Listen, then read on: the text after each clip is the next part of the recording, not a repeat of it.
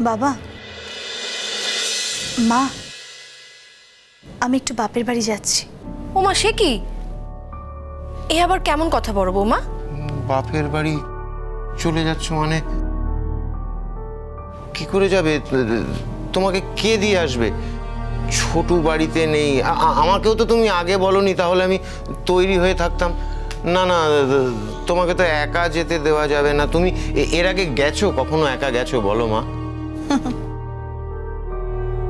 বাবা, ছোটু তো আর কোনোদিন আমার সাথে যেতে পারবে না। আর তাছাড়া ছোটু সেই সময় আছে কোথায়? আর ছোটুকেই বা আমি বলবো আমার সাথে যেতে, সেটাই বা আপনারা ভাবলেন কি করে? আচ্ছা ঠিক আছে, তুমি ছোটুকে না হয় না বললে, কিন্তু তোমার শ্বশুর মশাই, ওনাকে তো বলতে পারতে। উনি তো বাড়িতেই আছেন। উনি তো তোমাকে একা একা যেতে দেবেন না বড় বৌমা। আর তুমি যে হঠাৎ করে বাপের বাড়ি যাবে, আচ্ছা ঠিক আছে, যাও। কবে ফিরবে? আমি আর ফিরবো না মা। ফিরবে না মানে? তুমি এসব কি বলছো বড় বৌমা? বুঝতে পারছো না? আমাকে ভয় দেখাচ্ছে। ভয় বললেই হলো। আসলে ও জানে তো যে ও যাবে বললেই আমি হাউমাউ করতে থাকবো, বৌমা যেও না, বৌমা যেও না।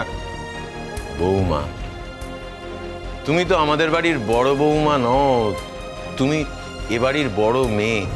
চিরকাল তাই জেনে এসেছি মা। আর আজ সেটা পাল্টে ফেলার কি কোনো কারণ আছে বলো তো? তোমার এই বুড়ো ছেলেটাকে তুমি ফেলে রেখে চলে যেতে পারবে মা? মা, আমি কি কোনো অপরাধ করেছি? দেখো, যদি নিজের অজান্তে অজ্ঞাতে কোনো অপরাধ করে থাকি, তার জন্য আমি তোমার কাছে ক্ষমা চাইছি মা। শুধু এ বাড়ি ছেড়ে তুমি চলে যেও না। লাভ নেই বাবা, আমি ঠিক করেছি আমি বাপের বাড়িতেই থেকে যাব। কেন বড় বৌমা? কি করেছি আমরা? আমরা কি কোনো অপরাধ করেছি? তাহলে তুমি বলো আমাদের। কিন্তু এই বয়সে এত বড় শাস্তি আমাদের তুমি কেন দেবে মা? বিশ্বাস করো, আমরা কিন্তু এই শাস্তি নিতে পারবো না, সহ্য করতে পারবো না আমরা। শুনুন মা, শাস্তির কিছু নেই। আমি বুঝে গেছি যে এই সংসারে, এই বাড়িতে আমার আর কোনো প্রয়োজন নেই। অমনি তুমি বুঝে গেলে? কে বোঝালো তোমায়? আমরা জানি যে প্রতি মুহূর্তে, প্রত্যেকটা মুহূর্তে তোমাকে বড় প্রয়োজন আমাদের মা। সেটা আপনাদের ভদ্রতা বাবা। যেদিন লড়াইটা ছিল সেদিন আমি আপনাদের পাশে ছিলাম, কিন্তু আজ লড়াই শেষ হয়ে গেছে। তাই আমি পাশে না থাকলেও আপনাদের দিন ঠিক চলে যাবে বাবা। শুধু লড়াই করবে বলে তুমি আমাদের পাশে ছিলে বড় বৌমা? বড় বৌমা, তোমাকে আঁকড়ে তো আমরা বাবুর শোক ভুলতে পেরেছি। আর আজও তোমার কি মনে হয় বাবুর ওপর আমাদের কোনো শোক নেই? আপনাদের ছেলের শোক আপনারা দিঠিকে দিয়ে ভুলবেন? দুটো এক নয় মা। হ্যাঁ, হয়তো আলাদা, তবু মানিয়ে নেওয়ার চেষ্টা করবেন। একজনকে দিয়ে আরেকজনের সুখ সত্যি তো বলা যায় না। আমাকে দিয়ে আপনি আপনার ছেলের সুখ কি করে ভুলে থাকবেন বাবা? বরং আমি যদি আপনাদের সামনে এই সাদা শাড়ি পরে ঘুরঘুর করি, তাহলে আপনাদের কষ্ট হবে, আপনাদের খারাপ লাগবে। আপনাদের সংসারে এখন সবকিছু কত রঙিন, রঙে ভরা আপনাদের সংসার। সেই সংসারে আমি এত রঙের মধ্যে আমি আর রঙহীনতা রাখতে চাই না। সরি রে বুলবুলি,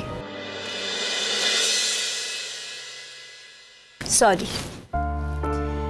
রাগের বশে তোর গায়ে হাত দিয়ে দিয়েছিলাম।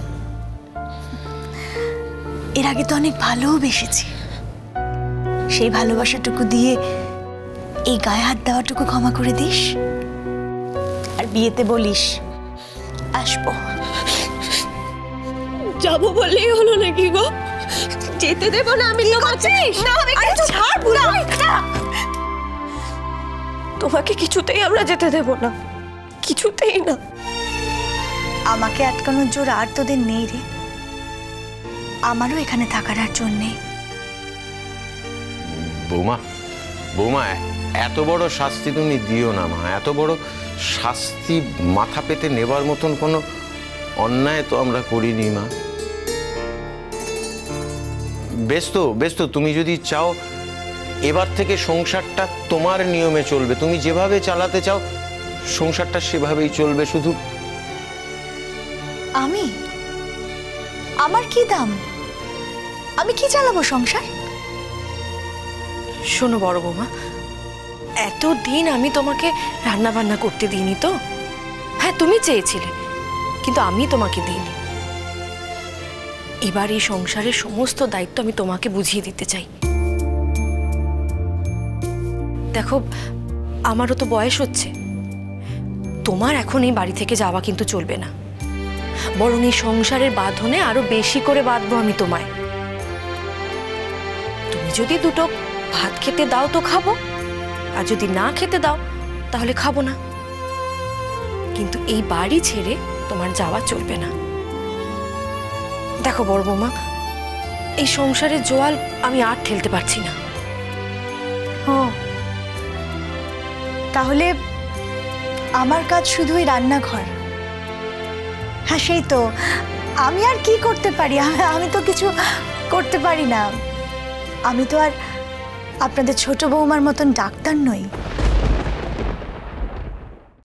হ্যাঁ, এটা ঠিক, ছোট বৌদি ডাক্তার, কিন্তু তুমিও তো সেলাই করে সংসার চালিয়েছ। ছোটটা যতই রাগ করুক, তুমি লুকিয়ে লুকিয়ে সেলাই করে পয়সায় না সংসার চালিয়েছিলে। সে কথা আমরা ভুলে যাব কি করে? তোদের মনে আছে নাকি সে কথা? কেন আমাদের কি বেঈমান মনে হয়? কেন ভুলে যাব সেই সব দিনের কথা? আমরা এক থালায় ভাত মেখে খেয়েছি,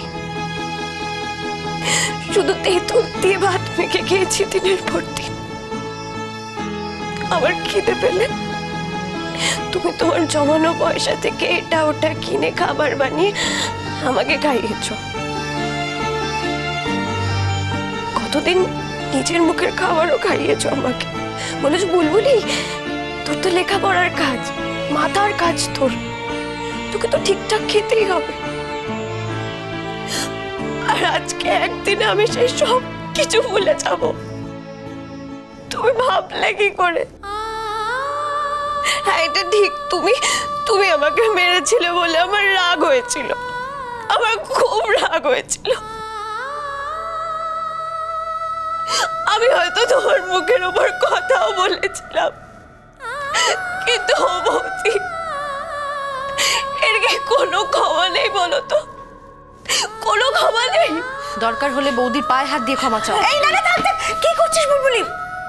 মা, আমিও তো ওর গায়ে হাত দিয়েছি মা। তোর বাবা মা তোর গায়ে কোনোদিন হাত দেয়নি, কিন্তু আমি তোর গায়ে হাত দিয়েছি বুলবুলি। আমিও তো অন্যায় করেছি আমি। তার জন্য তোকে আমার পা ধরে ক্ষমা চাইতে হবে না রে। আচ্ছা, ঠিক আছে, তোর যদি আমাকে দেখতে খুব ইচ্ছে করে, তুই আমাকে আমার বাড়িতে গিয়ে দেখে আসিস। আমার যে কদাচিৎ ওই একদিন তোমাকে দেখে মন ভরবে না বৌমা। আমি যে বাড়ি ফিরে এসে বড় বৌমা বলে হাঁক ডাক করবো, তোমার দেখা না পেলে পাগলের মতন ছুটে বেড়াবো, তার কি হবে বড় বৌমা? তুমি জানো এই কারণে তোমার শাশুড়ি মা আমাকে কত বকাঝকা করে, বলে তুমি এমন কেন গো, মেয়েটাকে একটু ঘুমোতে দাও না দুপুরে। আমি সব কাজ সেরে এসে তোমাকে ডাকি, আর বলে যে তুমি সব কাজ সেরে মেয়েটাকে এরকম হাঁক ডাক করে ডাকো কেন, বিশ্রাম নিতে দাও না। আর আমি ডাকতেই থাকি আর তুমি ঘুম ভেঙে আমার কাছে ছুটে আসো, বলুন বাবা কি হয়েছে বলে জলটা বাড়িয়ে দাও। সেই জলটা খেয়ে না আমার সব তেষ্টা মিটে যায়। মা গো, মা আমার কি হবে মামা? মা, ছেলে খারাপ হতে পারে কিন্তু তার জন্য তার মা কি কখনো তাকে ত্যাগ করতে পারে? আমি কি বলেছি যে আপনি আমার খারাপ ছেলে? তাহলে আমি তোমার খারাপ মেয়ে, তাই তো? তাই তুমি আমায় ছেড়ে চলে যাচ্ছ? আমাকেও তুমি এত বড় শাস্তি দিও না বড় বৌমা। আশ্চর্য তো। আচ্ছা, আপনার মতন শাশুড়ি মা আমি কোথায় পেতাম? তাহলে কি তুমি আমার দোষে চলে যাচ্ছ? না রে বুলবুলি, আমার মনে হয়েছে যে এই সংসারে আমার আর কোনো প্রয়োজন নেই।